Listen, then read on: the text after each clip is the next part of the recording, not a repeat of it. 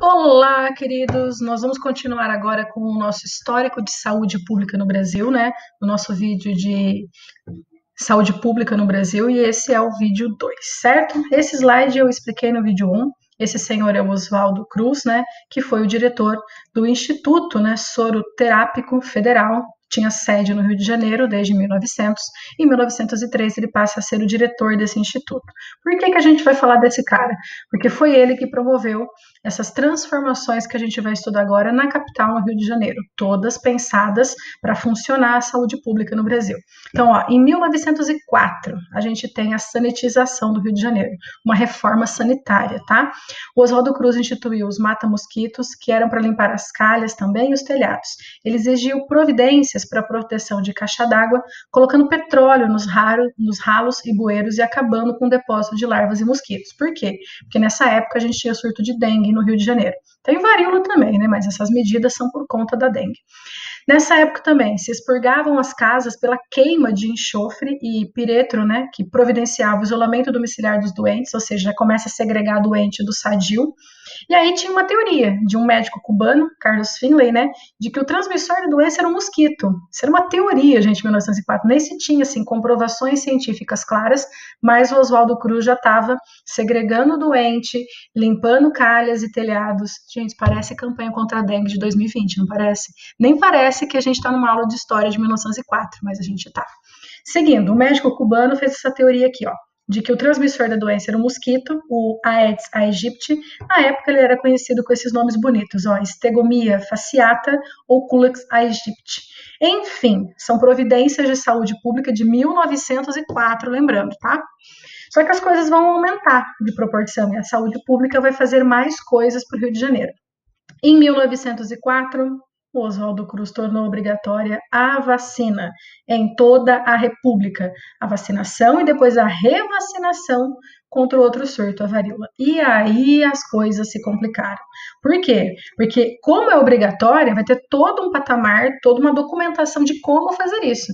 E aí, se as pessoas se negassem à vacinação obrigatória, olha só, quem se recusasse seria submetido à observação médica. Então, o médico vai ficar de olho em você num local apropriado e pagando as despesas da estadia. Então, você vai ficar internado numa Santa Casa da Vida, todo custo quem paga é você. Então, era melhor tomar vacina, né? Esse projeto também estipulava ainda punição e punições, né, e multas para o médico que emitisse um atestado falso. Então, você não tomou vacina, mas você comprou um atestado falso do médico. Isso também era passível de penalidade.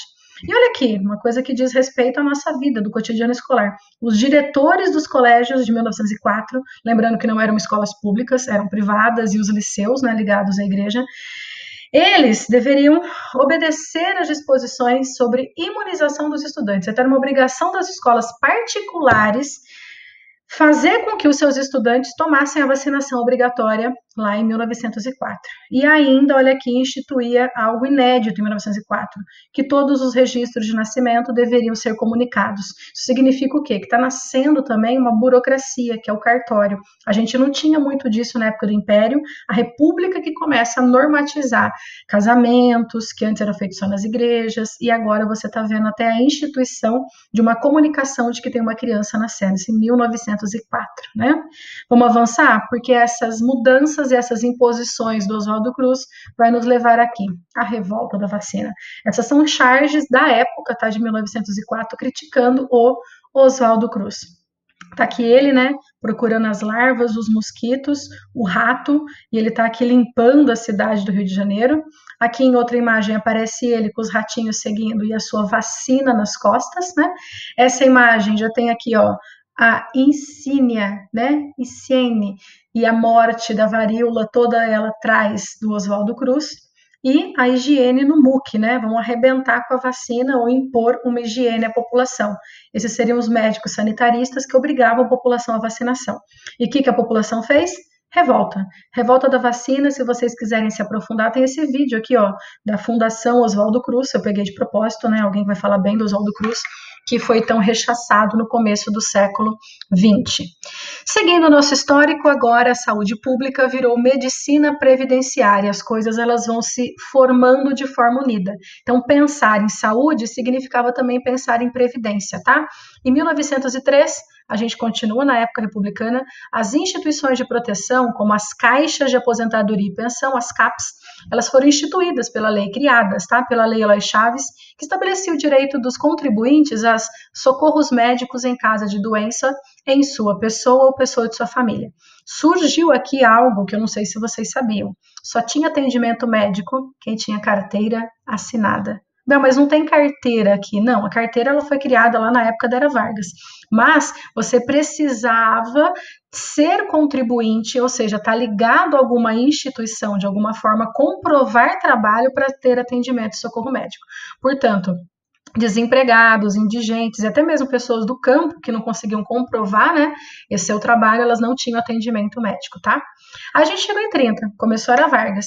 Aí foi criado, né, os institutos de aposentadoria e pensão, lembrando que o Vargas fez um monte de leis trabalhistas e também leis previdenciárias, como essa. E aí o Estado varguista vai passar a cada vez mais participar como gestor, centralizador, financiador, que o Vargas manda, né? Um Estado extremamente centralizado. A centralização política implicada nesse processo determinou o predomínio de uma postura contencionista em relação aos gastos dos institutos. Então, eu crio, mas eu dou pouco dinheiro. Então, não adianta nada, né? Isso é a história do Brasil. Tem um monte de leis e teorias maravilhosas, só que algumas dessas leis são pouco praticadas pela falta de financiamento estatal. Então, Vargas, extremamente centralizador, criou tudo embaixo, literalmente, da asa dele. Mas esses órgãos, eles não tinham muitos proventos para poder agir, tá? Aí chegamos em 41, ainda era Vargas, tá? E aí ele cria o Departamento Nacional de Saúde, responsável pela endemia. Então aí começa a ter um pouco de registro maior no interior do Brasil das endemias, dos problemas que assolavam o Brasil naquela época, tá? E aí em 53, a gente já saiu da Era Vargas, em 1953. Desculpa o que eu vou dizer, é o Vargas, mas não na Era Vargas. A história do Brasil é uma história bem complexa. A gente já está na República Populista, tá? Já tinha vindo o Dutra, governado por 5 anos, e o Vargas, ele foi eleito em 1951, então em 53 ainda era o Vargas. E aí ele cria oficialmente o que a gente chama de Ministério da Saúde, tá? Então o nome apareceu aqui. Esse Ministério da Saúde, ele vai reformular, né, os institutos de previdência e também vai criar o famoso INPS. Aí aqui eu tenho só um caminho, né? A CAPES, da Lei Eloy Chaves de 23, foi unificada em CAPES e IAPs em 33, aí criou o Ministério da Saúde em 53, o INPS, e a gente tem mais mudanças a partir também do regime militar. Em 66, o INAMPS, que a gente vai estudar, e a gente também vai ver essa Alma Ata em 77 para 78. Então vamos lá, Alma Ata, criada também pela Organização Mundial da Saúde. O que foi esse negócio de Alma Ata? É uma definição da Organização Mundial da Saúde sobre a saúde pública no mundo. Então vamos lá. Em 78, a Conferência Internacional sobre Cuidados Primários de Saúde, realizada pela OMS em Alma Ata, no Cazaquistão, expressava a necessidade de ação urgente de todos os governos, de todos os que trabalham nos campos da saúde e do desenvolvimento e da comunidade mundial, para promover a saúde de todos e dos povos do mundo. Então, saúde, de novo, é um completo bem-estar físico, mental e social, e não simplesmente a ausência de doença ou enfermidade. Então, isso eu comecei o vídeo 1 falando, e aqui a gente ratifica isso, confirma. Saúde não é só ausência de doenças, tem que pensar, sim, em todo um aparato que dê proventos, que dê sustento para esse físico se desenvolver, junto com o cognitivo, intelectual, mental, um bem-estar que também reflita nessa sociedade como um todo. Então, em 78, a Alma Ata confirma que saúde é tudo isso que está aqui. E aí, todo mundo deveria trabalhar para essa saúde, ó, todos os governos. É utópico, né? Mas é a Organização Mundial se posicionando. E aí a gente entra aqui, nessa declaração que estava fazendo, né? Comemorando aniversário, né, em espanhol, Declaração de Alma Ata, declaração firmada em 12 de setembro de 78, expressa a necessidade urgente de tomar ações, né, por parte de todos para proteger e promover o modelo de atenção primária de saúde para todos os indivíduos do mundo. O que é isso? Atenção primária não é você cuidar do doente, é você estar sempre fazendo testes, exames de sangue para saber como está a saúde dessa pessoa antes dela adoecer. Então, só em 78 é que nós temos órgãos internacionais preocupados com a saúde antes da enfermidade, que é novidade. No Brasil, todos os órgãos preocupavam com a saúde depois do enfermo já estar, né, internado. E aí a gente caminha porque surgiu também em 77 o INAMPS, o Instituto Nacional de Previdência Médica e Assistência Social. E aí o que acontece? Ele substitui, né, o antigo INPS, ele rompe o INPS em algumas partes. Primeiro, a assistência médica ao segurado foi atribuída pelo INAMPS, agora está claro. Segurado significa carteira de trabalho, ela foi criada lá junto com a CLT do Vargas, está em 1943, e aqui eu tenho já carteira de trabalho para garantir o atendimento médico. A gestão financeira vai ficar para o Instituto de Administração Financeira da Previdência e da Assistência Social, o IAPAS, e aí o INPS ele vai permanecer apenas com a concessão de benefícios. O que é isso? Ajuda de previdência, tá? E aí o INAMPS ele vai ser extinto em 1993 e as suas competências depois foram incorporadas ao Sistema Único de Saúde, o SUS, criado em 1988. Eu vou falar disso já já. Aqui é uma imagem, né, do INPS ligado ao INAMPS, e aí só para deixar claro, é a terceira vez que eu falo disso, somente brasileiros com PIS, que é o registro em carteira de trabalho, e seus dependentes tinham acesso ao sistema público de saúde. Ou seja, de novo, trabalhador rural ou trabalhador autônomo sem registro, ou principalmente os trabalhadores que fazem os bicos pela vida e não tinham registro nessa época, nós estamos nos anos 70, não tinham atendimento público, tá?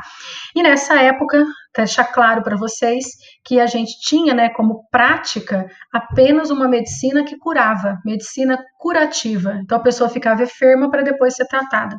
A gente chama isso de hospitalocêntrica. Então a gente só cuida quando a pessoa está doente. E o que o SUS se propõe a fazer é exatamente o contrário, cuidar do indivíduo antes dele adoecer, com o que a gente pode chamar de uma medicina primária, né, que é o atendimento quando a pessoa está sã. E aí chegamos, década de 80, fim do regime militar, a gente tem as estruturas que vão dar as bases para isso. A criação do nosso Sistema Único de Saúde, que, ó, está merecendo aplausos ultimamente. Raros países têm saúde pública e raros países têm um sistema tão grande quanto esse. Que, claro, gente, não estou dizendo que não tem problema, que é perfeito, mas é melhor ter isso do que nada diante do que a gente vê pelo mundo afora. Quando foi criado? Na 8ª Conferência Nacional de Saúde, realizada entre 17 e 21 de março de 86. Foi um dos momentos mais importantes da definição do SUS. Ele debateu 3 principais temas, vamos lá? 3. Saúde como dever do Estado e direito do cidadão, a reformulação desse sistema nacional que só aceitava as pessoas com carteira assinada e o financiamento setorial, que é financiamento dos estados, com letra maiúscula, tipo Estado-nação, do estado com letra minúscula, tipo Paraíba, Ceará, e também do setor municipal. E aqui está a lei, para quem gosta de lei, a Lei Orgânica 8080 e 8145 de 1990 legitimam o SUS. Eu vou parando por aqui, beijinhos para vocês, porque já já começa o vídeo Sistema de Saúde Pública no Brasil, com a versão dos vídeos 3 e 4 com o professor Robson. Tchau, tchau, gente, até mais.